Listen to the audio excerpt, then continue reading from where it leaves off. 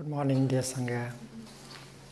Today is the 12th of June 2012, and we are in the Upper Hamlet during our 21-day retreat. In Buddhism, we speak of the seven elements, the seven factors of enlightenment. Enlightenment means deep understanding.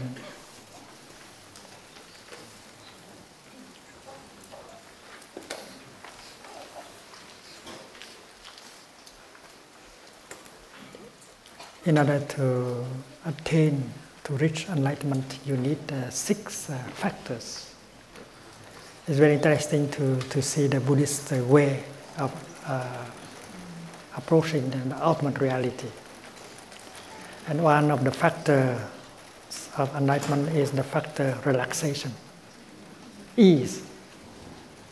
If you are not relaxed, if you are tense, you cannot touch the ultimate, you cannot get enlightenment. So we have to practice releasing the tension and relax. When we sit, when we walk, when we meditate, relaxation is one of the factors of enlightenment. Ease. And in Chinese, it is written like this. This is a light, and this is a peace. You have the feeling of lightness in your body, in your mind, and you have the feeling of peace. If you don't have that, don't hope for enlightenment.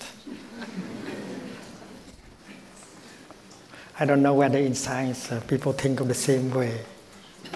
A nervous scientist, a tense scientist cannot find the truth.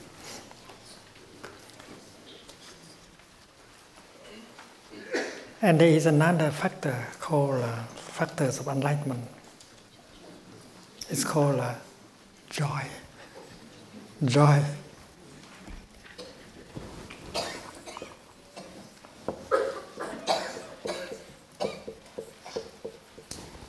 This is the Buddhist approach to knowledge, to understanding, to enlightenment. You need joy.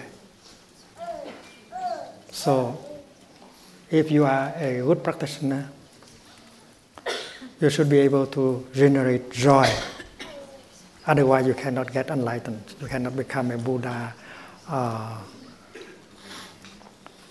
You cannot get the right view. That is the Buddhist methodology, Buddhist approach. And then there is the element called mindfulness and concentration, of course. But here there is another factor that we call investigation. Investigation.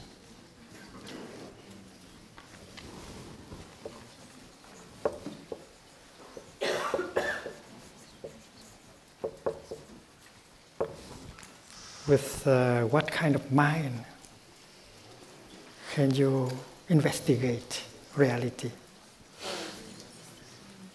And adopting what kind of methodology can you investigate into the heart of reality? That Pháp.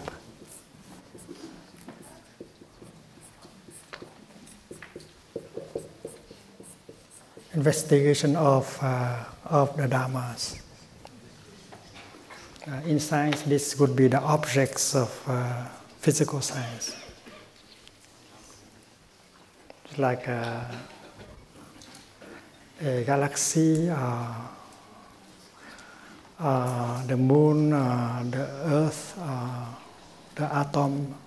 It's the object of your investigation. You have to analyze, you have to look deeply, you have to find out what is the nature of what is there. That is the factor of investigation.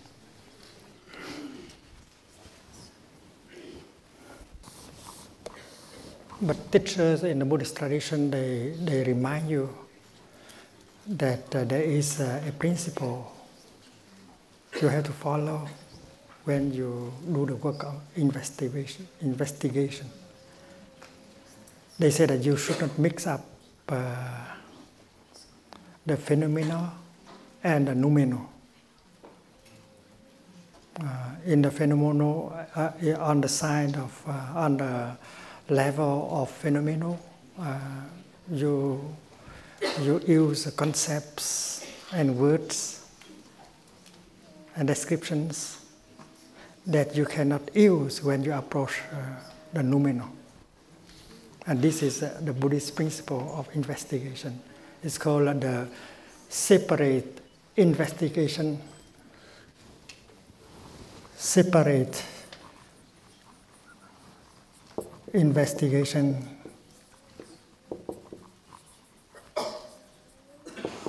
of phenomena and noumena.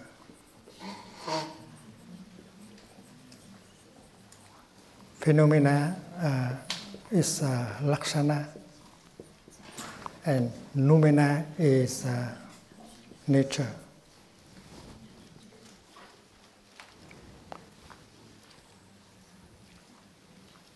This is in the realm of ontology. This is a ontological approach to reality. And this is a phenomenological approach to reality. And you cannot mix up the two kinds of methods. It's somehow like classical science and modern science. The notion, the method you apply in classical science, you have to leave behind if you want to succeed in approaching in the realm of quantum physics. If you cannot leave behind that, you have no hope in order to get into the realm of quantum physics and understand. And this is written in Chinese, tánh tướng biệt quán.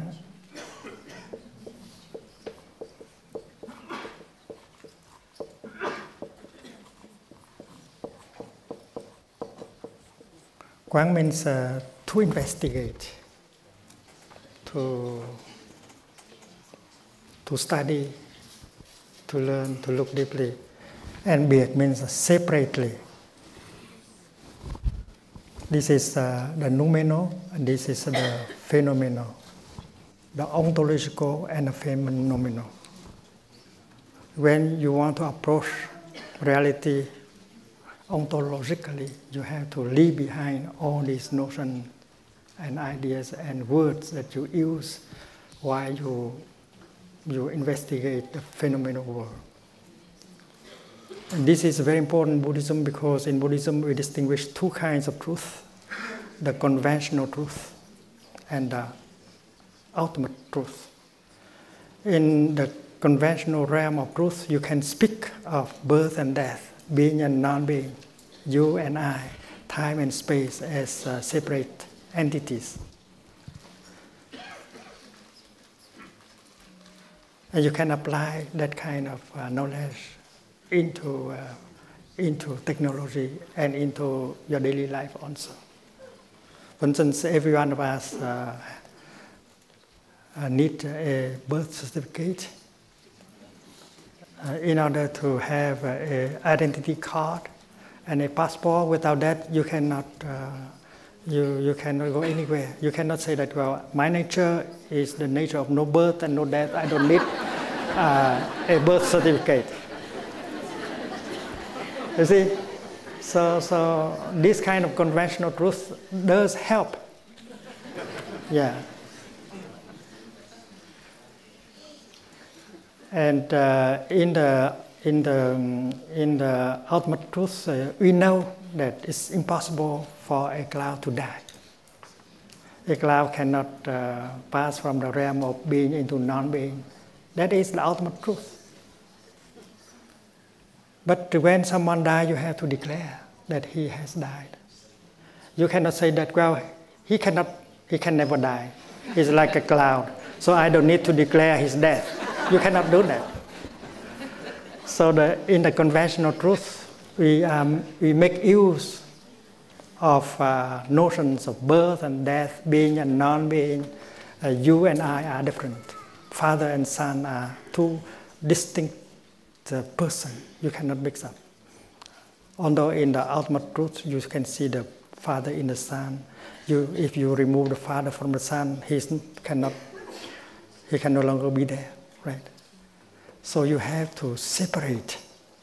You have to practice according to the principle of this tánh tướng biệt quán, the separate investigation of the phenomenal and the noumenal, the ontological and the phenomenological. And I think something similar should be observed in science. When you leave the domain of classical science, you have to be freer of notions and concepts in order to be able to approach, because quantum physics has the willingness to knock at the door of ontology. They try to find out what is the real substance of reality.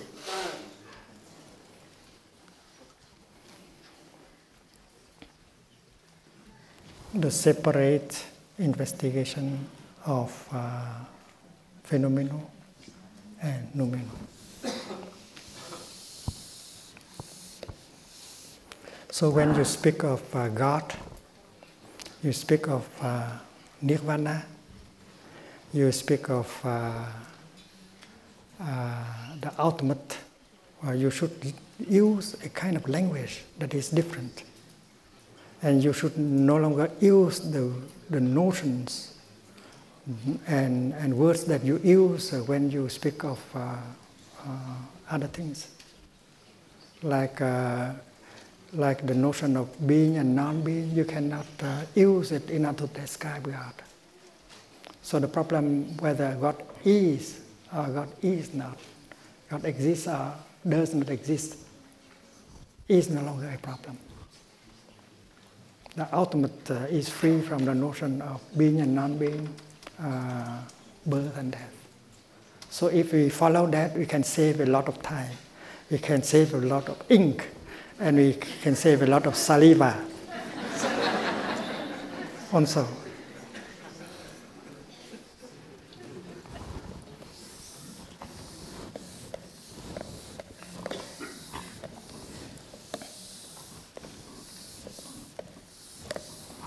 I think in the domain of science, many scientists make that kind of mistake, and in Buddhism also. Even teachers make that kind of mistake. They mix up the two dimensions of reality. When we speak of the Four Noble Truths, for instance, we know that the first one is ill-being, and the second is the making of ill-being.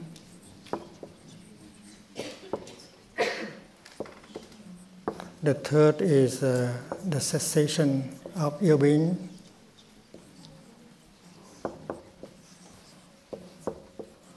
And the fourth is the path leading to the cessation of ill-being.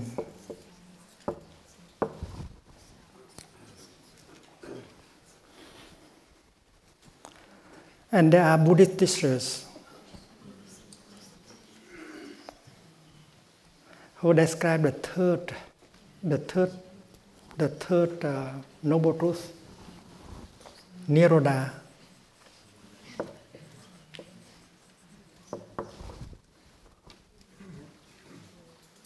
Nirvana.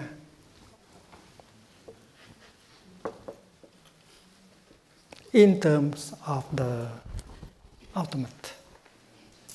And they say that among the four truths, one belongs to the ultimate, and three others belong to the conventional. And such teachers, they do not observe the principle of separate investigation of truth.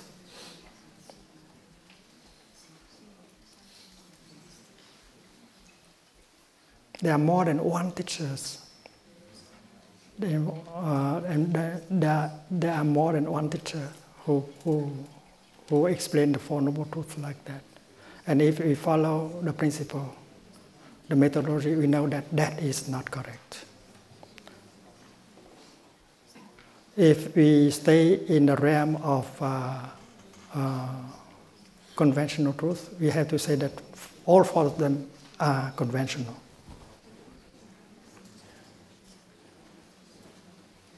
All of them are samskrita dharma, conditioned dharma.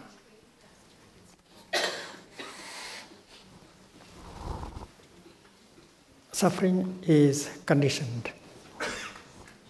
Suffering is made of non-suffering elements.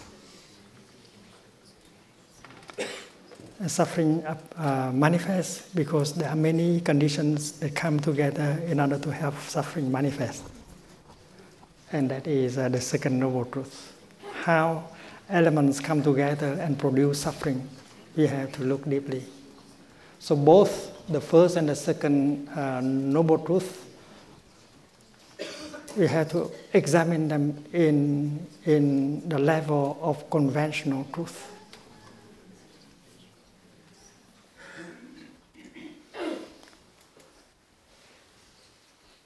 And the path leading to the cessation of ill-being, the path of transformation and healing, the path that can replace ill-being with well-being, is also should be seen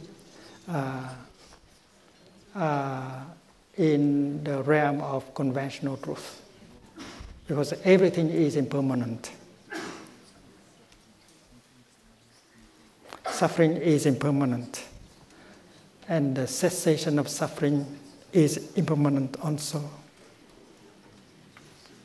The cessation of suffering means happiness, and happiness is as impermanent as suffering. Because in the realm of conventional truth, everything is impermanent, is changing. So it should not be right to single out the third and say this is non-conditioned dharma and all the other are conditioned dharma. You mix up the two things up. But when you read the Heart Sutra, you touch the ultimate dimension, and they speak of the Four Noble Truths in the language of the ultimate. They say that there is no suffering, there is no making of the suffering, there is no cessation of suffering, there is no path leading to suffering. That's the ultimate. So if it is conventional, and then all four of them are conventional, but it is if it is ultimate, and all of them should be ultimate. In the ultimate dimension, we say that ill-being does not exist as a separate entity. Without the three others, ill-being cannot express herself. And that is why looking at the Four Noble Truths with the insight of interbeing, there cannot be ill-being if there is no being, because ill-being and well-being, they are related to each other. It is with the materials of ill-being that we can fabricate well-being and etc. It is with the mud that we can fabricate lotus flowers. So both mud and lotus, they are on the same level. They are all conditioned Dharma. But if we single out the third truth and call it a unconditional Dharma, that is Nirvana, we mix up and we could create confusion. And that is why our Dharma teachers in Plum Village, whether they are monastic or lay, they know that the third truth is linked with the first one. The first one is the presence of ill being. The third one is the cessation of ill being. It means the presence of well-being. And both ill being and well-being, they are impermanent. They can change. And that is why on this level we say that since happiness is impermanent, I have to continue my practice. So that when happiness degenerates into something less than happiness, I can recreate happiness. You see, you cannot say that this is nirvana, that is unconditioned. It's very important.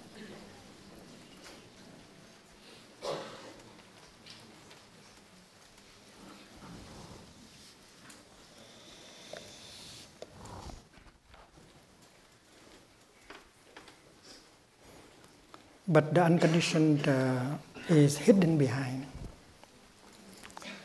If you touch that conditioned Dharma deeply enough, you touch the unconditioned.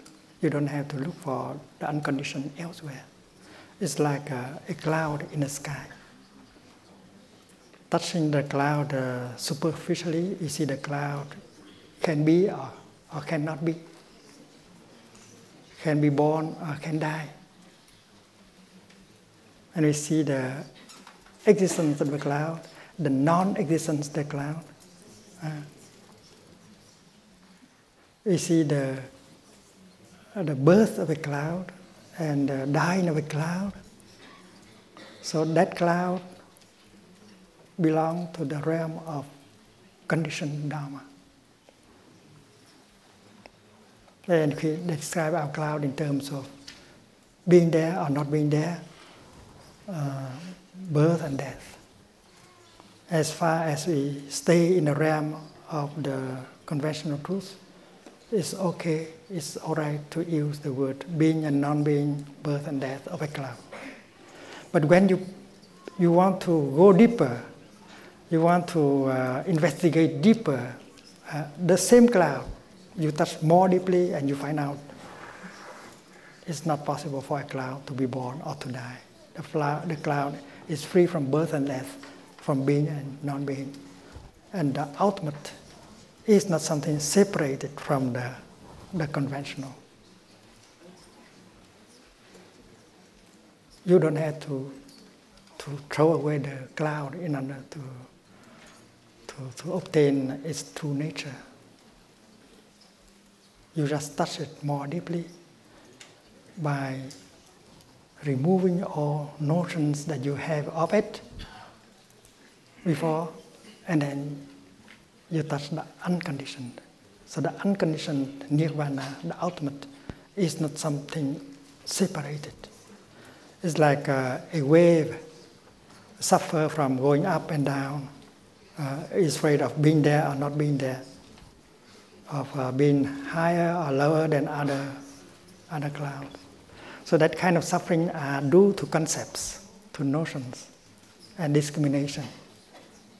But once the wave recognizes that she is water, and then she loses all these kind of concepts, she loses all kind of fear and anger and jealousy.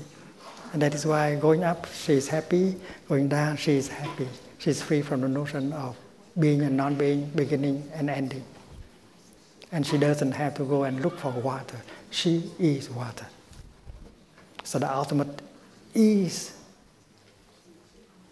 in the conventional.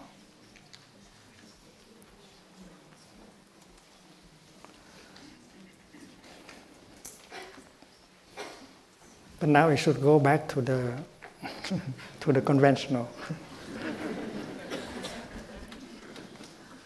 There is a sutra on our small booklet that deal with the ultimate nirvana.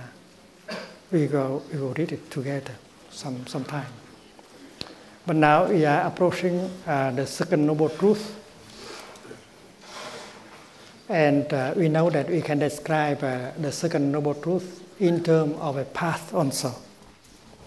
A path. If there is a path leading to happiness, to well-being, and then there should be a path leading to ill-being. A way of life full of discrimination, anger, fear, craving. That is the path we have taken. And that is why the result is suffering and ill-being. So the path that leads to the cessation of ill-being, the path that leads to well-being is called the noble path, noble eightfold path.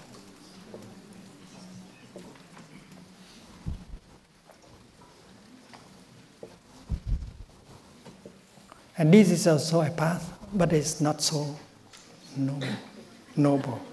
The path of discrimination and craving and anger is an ignoble path.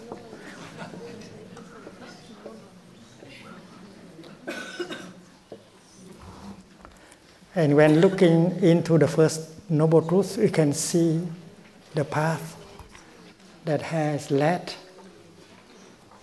ill-being to come. And you just leave that path. You take another path.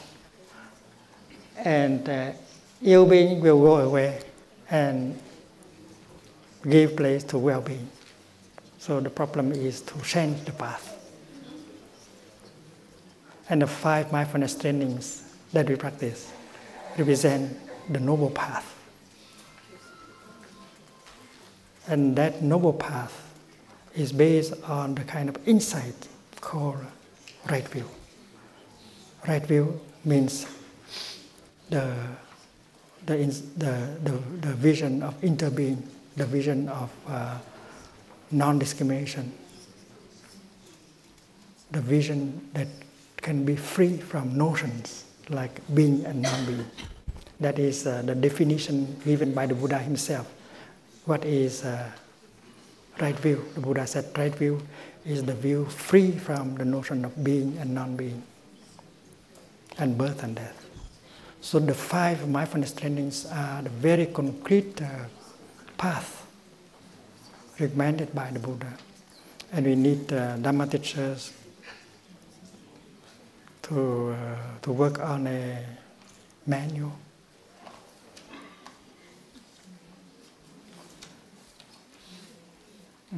Explaining to us in details the ground of right view that give birth to the 5 mindfulness trainings and also the 5 mindfulness trainings.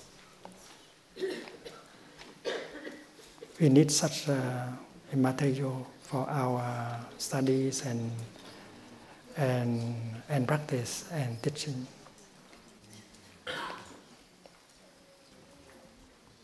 And later on, we should give a version of that book, not in the Buddhist language, for the use of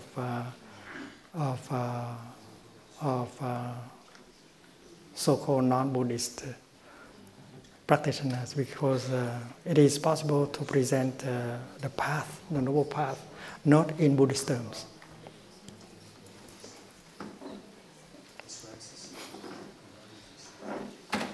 Our Dhamma teachers have been trying to bring this kind of practice into schools.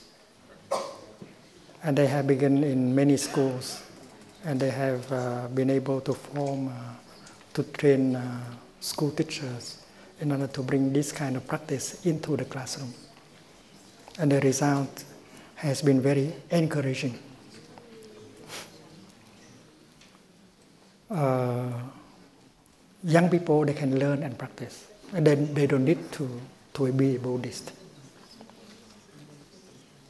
And they learn how to bring their mind back to their body. You don't need to believe in the existence of the Buddha in order to do that.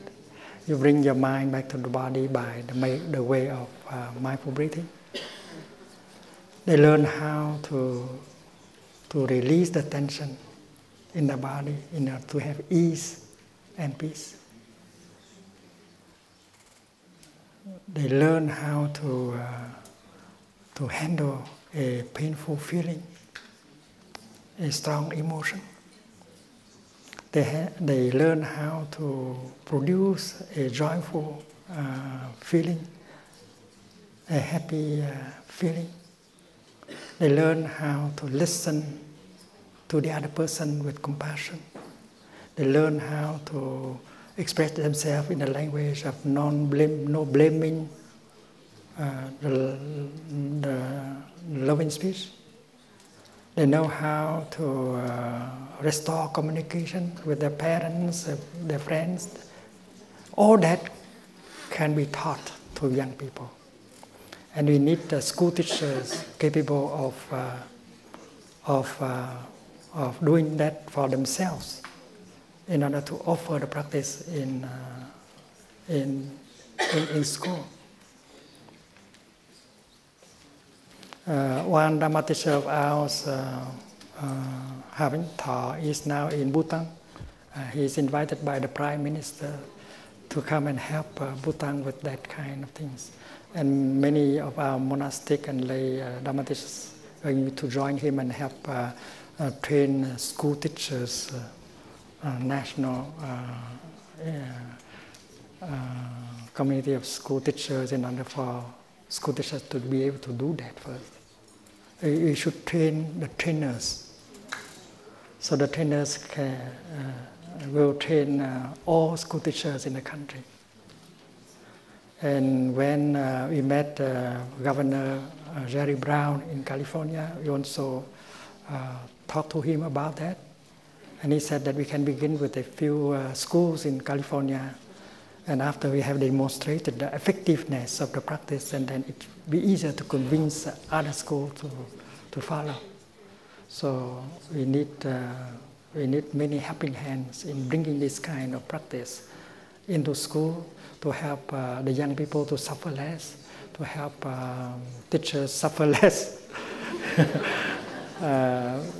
Because if the students suffer less, they will suffer less. And this is a project of our Sangha. Please join us. And we need manuals to learn, to help with the practice.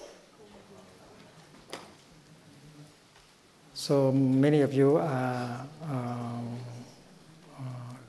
teachers, writers, educators. Please meet and discuss about the possibility of providing these kind of documents and environment in order to bring this practice to school. And the 5 mindfulness standings can be entirely written in a kind of language that is free from Buddhist terms. Terms like right view,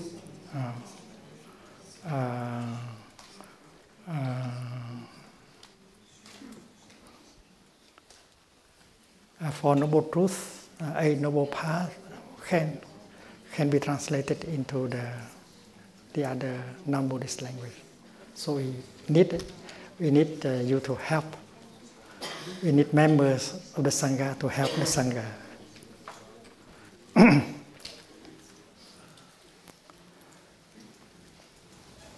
But the second Noble Truth can also be described in terms of nutriment, of food. And in fact, Shariputra and the Buddha have done that. They have described the second Noble Truth not only in terms of a path, but also in terms of nutriment. Because the Buddha said this, nothing can survive without food.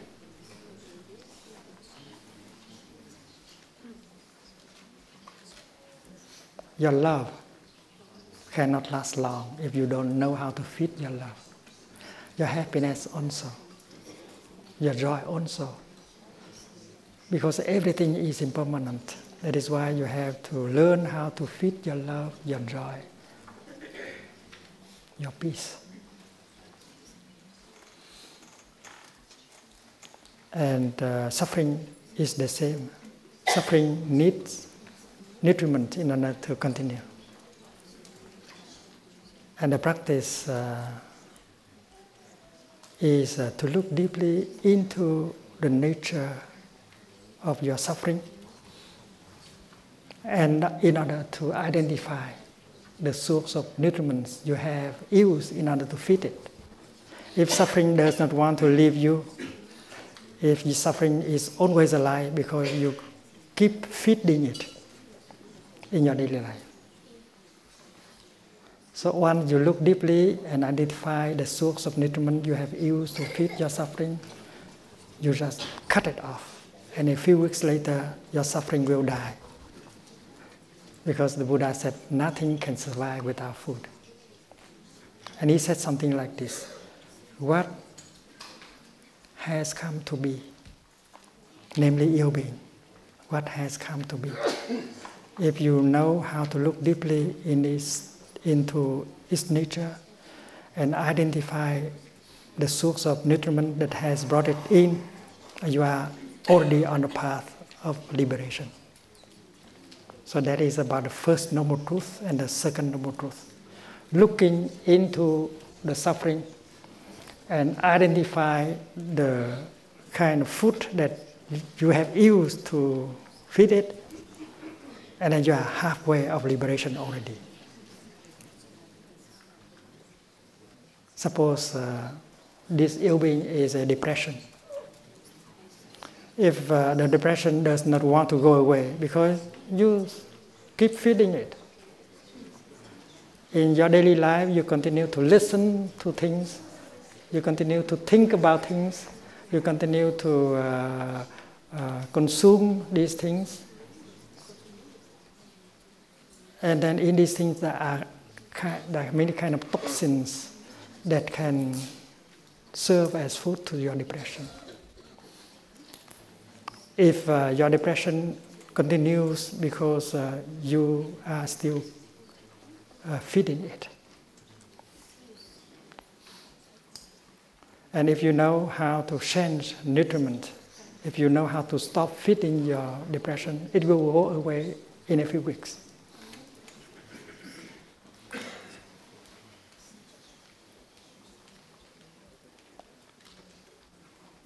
Conversation, for instance, is a source of nutriment. We are lonely, we want to talk with someone, and during talking with him or her, we get the toxins. Because what the other person says may be full of despair, anger, hate, and so on. So when you listen to the conversation, you bring toxin into your consciousness in your body. And that is why mindfulness of speaking, mindfulness of listening is very important. Don't intoxicate yourself with conversation. The internet, for instance, is a source of nutriment. And you can get many negative kind of nutriment from the internet. You have to practice mindfulness in order to protect yourself and protect your children. And you have to urge your children to practice the fifth mindfulness training, mindful consumption. Internet is an item for consumption. Music, magazines, books, televisions, conversations, food. There are all kinds of nutriments that we have to consume with mindfulness. And that is the object of the fifth mindfulness training. And that is the way out. If the society is sick, if so many people want to die, if people try to kill each other, that is because of our consumption. We consume toxins to nourish our anger, our fear, our discrimination, our despair. And that's destroyed our body, that destroyed our mind, and that will continue to destroy other people and their mind. And that is why mindful consumption is the way. We should consume in such a way that retain peace and compassion in us, that can help the earth to continue for a long time. To consume in such a way that will help maintain compassion and joy.